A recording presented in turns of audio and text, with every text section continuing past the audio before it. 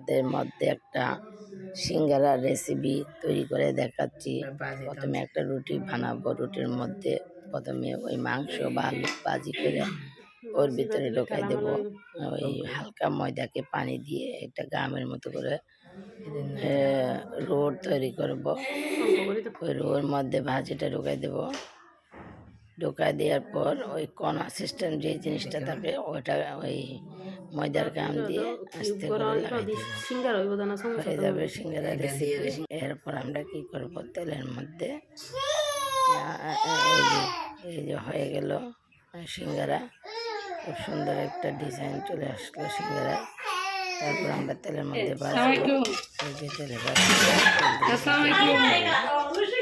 হয়ে গেল আমাদের সিঙ্গারা রেসিপি।